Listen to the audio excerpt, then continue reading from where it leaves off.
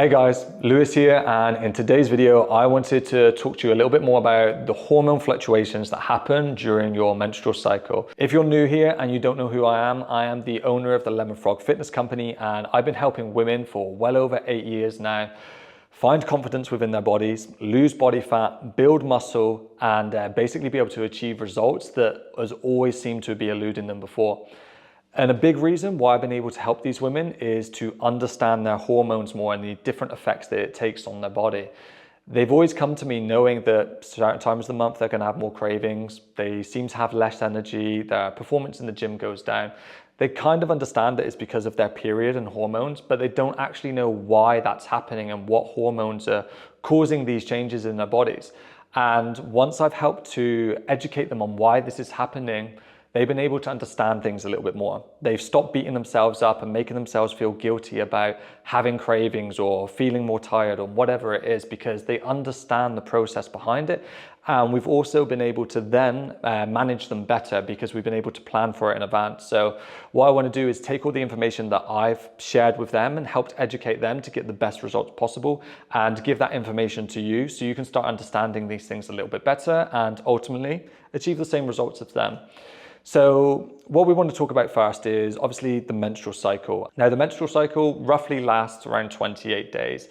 It can last anywhere between 24 and 32 days, but it's roughly around 28 days, give or take, okay? So what we would see is it's split into two phases, okay? So we've got the follicular phase, which is the first part, the first two phases, if you will, of the menstrual cycle.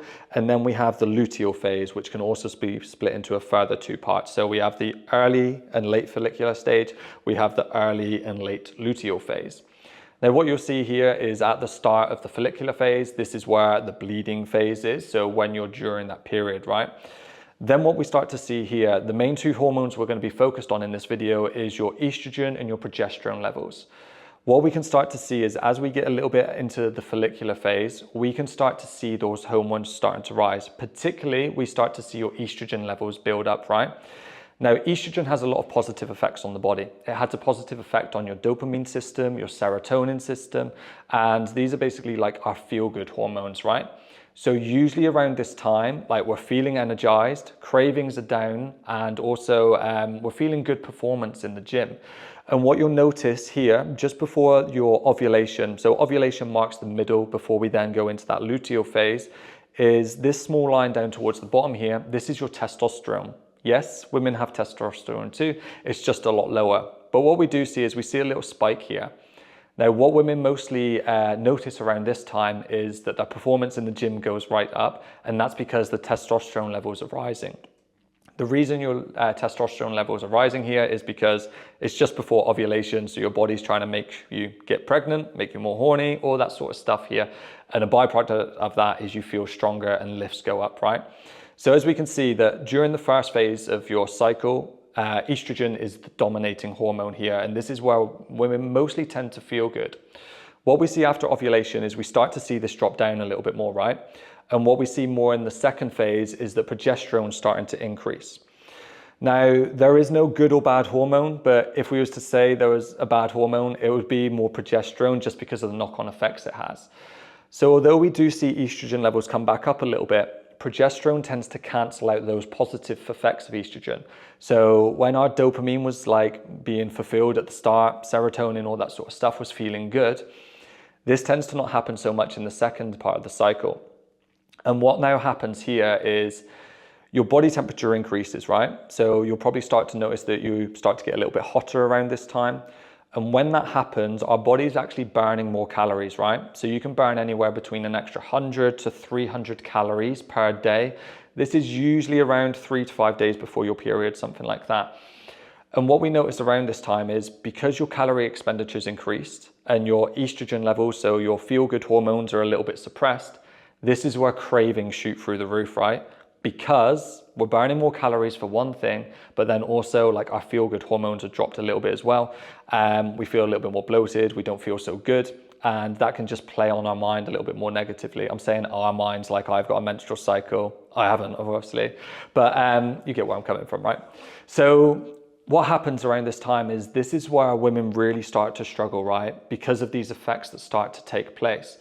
They start to notice a drop off in their performance in the gym because strength's not quite there. And in some women, they actually lose their balance and stuff as well. So what I tend to do with some of my clients in this time is if I notice that their balance is going on like a Bulgarian split squat and they're wobbling all over the place, we'll substitute that out and put them on a single leg press where they've got stability, they can lock themselves in.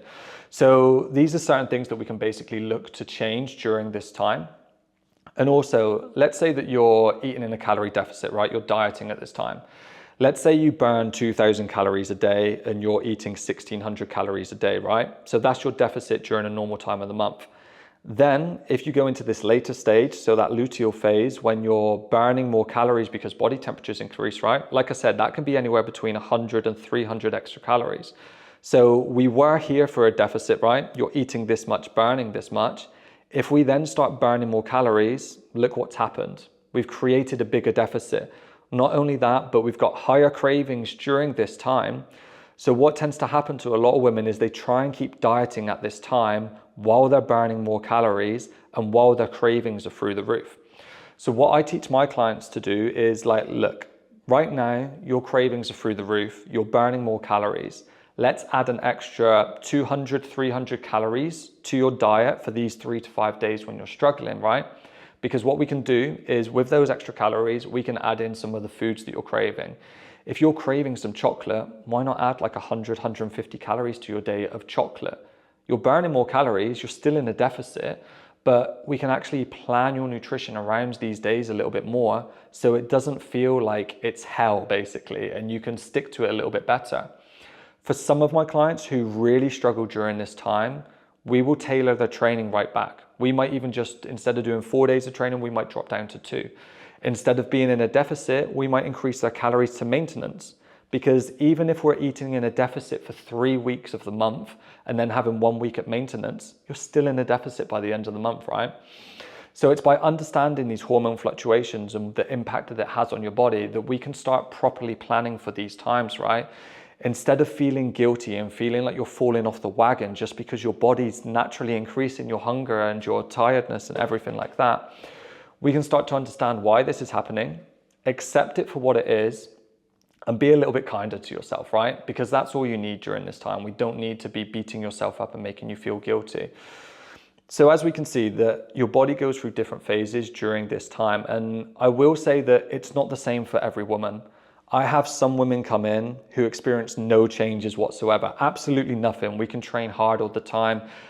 Cravings don't go through the roof, etc. They feel fine.